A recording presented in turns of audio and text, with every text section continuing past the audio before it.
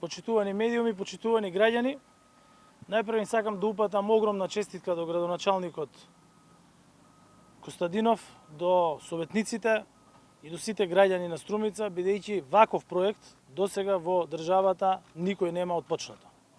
Градење на толкова социјална населба, каде што се обезбедува кров над глава за наши сограѓани кои што живеат во дивоградби и да бидат сместени во населба која што ќе биде изградена според сите најнови стандарди, е навистина нешто што е за поздравување, меѓутоа што е и за голема почит, како од страна на струмичани, така и од страна на сите други граѓани на државата и секако пример како треба да работат и другите општини во државата.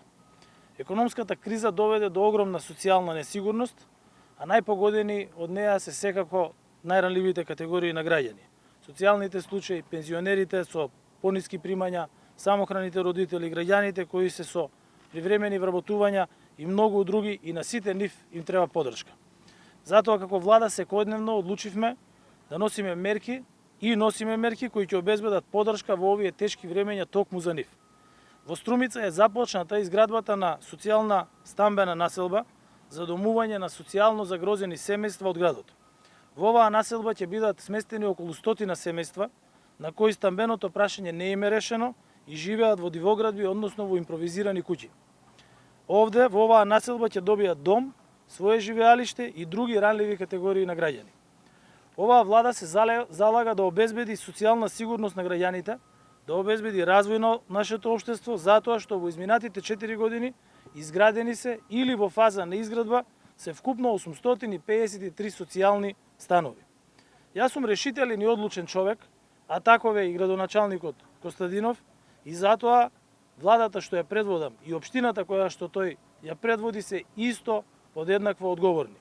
Мерките што ги носиме, политиките кои што ги спроведуваме, грижата за стопанството и за граѓаните се со цел да обезбедиме подобар квалитет на живот, сигурност, економски раст, просперитет и развој. Да го вратиме оптимизмот, да ја вратиме довербата на граѓаните во иднината на Северна Македонија. Сите граѓани во оваа држава имаат подеднакво право на квалитетен и достоинствен живот. Затоа, како влада, обезбедивме директна финансиска поддршка за околу 200.000 наши сограѓани од најранливите категории.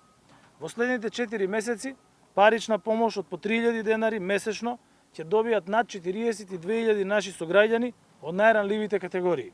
Парична помош обезбедивме и за пензионерите кои имаат најмали пензии, и тоа од 3.000 до 6.000 денари за период од 4 месеци, ќе добијат и пензионерите кои имаат пензии од 14.000 денари. Оваа криза ќе ја пребродиме сите заедно. Со владините антикризни мерки сме потпора и сигурност и за работниците, и за работодавците, и за пензионерите, и за најранливите наши сограѓани. Електрична енергија за сите домаќинства и за 72.000 мали потрошувачи, кои вработуваат 98% од работниците во државата, ја субвенционираме со 80%. Оваа струја е обезбедена 100% од домашно производство на електрична енергија. Јас ветив дека никого нема да оставиме сам и никого нема да заборавиме да се справува сам со последиците од кризата. Обезбедивме помош и за училиштата и за болниците, со што помагаме и на локалните самоуправи. Со последниот пакет на антикризни мерки, директно го поддржуваме образованието како врвна обврска на државата.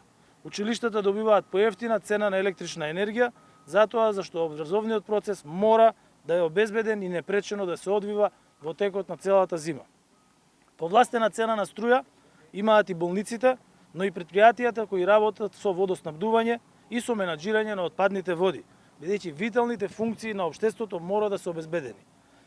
Работам и работиме како влада деноноќно за сето ова да функционира и да имаме обезбедено доволно храна, струја и енергенси во текот на целиот нареден исклучително кризен период.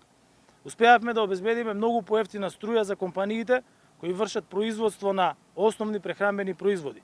Ова, како што кажаа компаниите, ќе овозможи најмалку 10% намалување на крајните цени на основните прехранбени производи.